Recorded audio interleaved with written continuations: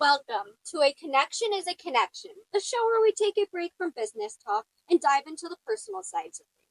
Today we're sitting down with Steve to uncover the stories, quirks, and passion that may make them tick. Let's have some fun and get to know them like never before. First, give a warm welcome to our guest, Steve. Woo! We are here to keep it light and fun, so let's jump into some questions. Before we get started, can you give us a brief intro about yourself? Yes, my name's Steve. Originally from Boston area, growing up as a kid. Been out here in Arizona for about 20 years now, and it's still too hot. All right, let's jump into some questions. What's a story from your past that still makes you cringe? Still to this day, ice skating with my dad. When I was a little kid, my pinky slid underneath his ice skate. I thought it was going to sever off my finger. It still gives me goosebumps today, but I had to get stitches on that, and then just one thought I can never get out of my head. Yeah, yes, I can see why. Sounds like a horrible day. Uh-huh. I still want to shake my head. Oh. What's one thing you've done that people would be shocked to learn? Years ago, it was pretty cool. I used to drive a tank in the Army. That was a Nice. pretty neat deal. Plus a lot of different other vehicles, different things, but that would probably be one of the ones I think most people would never know. That was a lot of fun, and then fire in the tanks as well. Just that type of experience. Pretty neat deal. But yeah, most people that don't know me, or some that do, may not even know that. Yeah, that would be pretty shocking. What were they like driving? Definitely different than driving a car for sure, because they're on rolling tracks and you're turning, steering it. It's completely different than a steering wheel in a car, and your acceleration and braking. So it's definitely different because it can be completely enclosed, and you can be doing a night driving. It doesn't have the bright headlights at nighttime like you would in a car. So you get used to a night drive with it. It's pretty cool. It's definitely a different experience. Um, Difficult to explain, but if you can imagine, you've seen a tank and it's on tracks, and you're in there having to steer and drive that. As heavy as it is, but it's cool, great experience. Something a lot of fun. What about the shooting part? So shooting those, and they back them up onto the spades. Those 155s, they shoot to a 25-mile range. Impact of that has a 100-meter killing radius. Oh, wow. So Holy you can cow. imagine how intense that is. But for the military and the mountain areas, those are very effective tanks, and they have a lot of different ways they can be effective, different rounds, different things, but definitely deafening, extremely loud, and you'll feel your whole body shaking when that thing fires. Wow. What's the dumbest thing you've ever done for a dare? Good question. It could qualify definitely as one of the dumbest things. That was fun in seventh grade, riding my bicycle off the garage roof. Yeah, that's dumb. Luckily, didn't crash. It landed okay.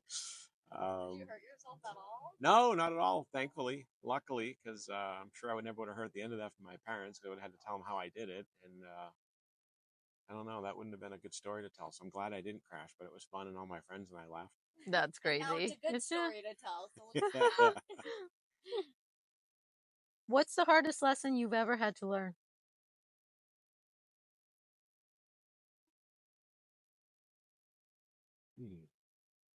Gaining humility in my career over the years, that was tough for me. It did help me grow. Things become much better. Become a better person. Yeah. I think especially age 40 and on, maturity level was much better for me and things. So, proud of where I'm at today. Sure. Nice. What's the proudest moment of your life so far, and why does it stand out for you? So, becoming a young parent, my first daughter Kylie was born, and then Sabrina afterward. Probably the most incredible time I could ever think in my life, you know. And you see your kids born, and you know, it was a creation of you and your wife at the time, and things were great. So it was a lot of fun. Nerve wracking because you're not like to hand you a manual and say, here's where you go home and take care of them. So it's a good thing she read all the books on how to take care of a kid because it was definitely a learning experience for me.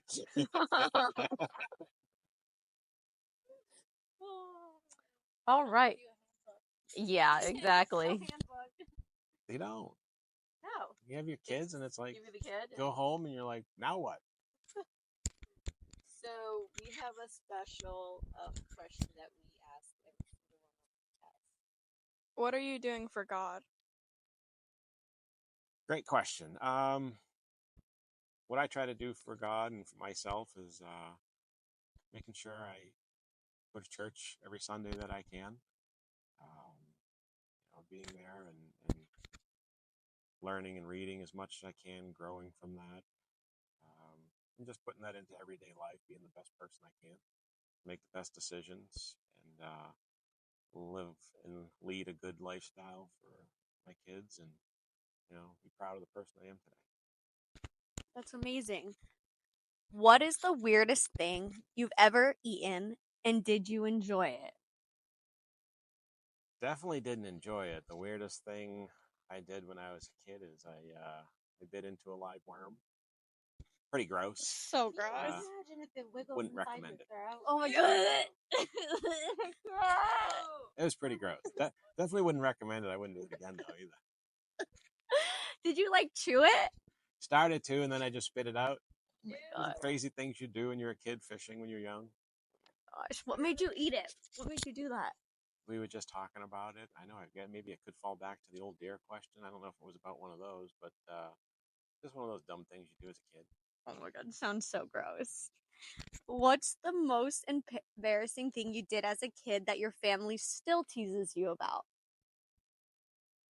Well, that was definitely when I was 4 years old, remembering it because I got scratched, by my cat, and everyone still talks about the time. It was Trixie was our cat's name, and I picked her up and stuck her in the mop bucket. Oh my gosh, the poor cat. I had scratches. It didn't. I was probably mad as a kid. You don't remember every detail from when you're 4 years old. So, when your family tells you about it at every gathering and different things. I remember the time Steven stuck Trixie in the bucket. Poor Trixie. She lived 21 years, so She lived a good life. she was good. Maybe it helped that you put her in the mop bucket. Yeah. Maybe it helped her live longer. All right. If you had to get a tattoo right now, what would it be and why? Definitely would be an American flag. As patriotic as I am, that would be a cool tattoo. I think I'd like to have, and especially with my views and what I chose to vote for, and we'll have a very patriotic leader, and that's something that for me, I'd take personally. That would be great. It'd be cool. That's amazing. Let's get the tattoo artist here right now. There we go. Okay. Would you choose faith over fear and why? I would always choose faith over fear. Just fear, placing your cards and your heart into God and Jesus. I think every day that guidance will help you overcome any fear. Amazing. Yeah. So true. What's one moment in your life that you thought would be a disaster but ended up being amazing? Good question. It was a disastrous day. My younger daughter went and mopped the entire house with just Fabuloso only. It took us 3 days, I think, to feel like our eyes would stop burning. And using just water only, it was just the soap kind of suds just never went away. It felt like you were mopping and mopping and mopping, and this was going to be a never-ending deal. Oh my goodness. Funny nevertheless, but yeah, it was walking around sticky feet everywhere and Burning eyes. burning eyes. Oh my gosh, I can't imagine. Got to be thankful. Hey, she tried to clean, and that was good. And That was so sweet. growing part of a kid, Exactly. Yeah. All right. Thank you, C, for sharing your stories and loves with us today. Where can people find you if they'd like to connect with you Um, or my learn more website about your is business? rvshieldUSA.com. My email address there is steven at rvshieldUSA.com. It's a business that I have been working at for years, thinking of, and finally got to put together.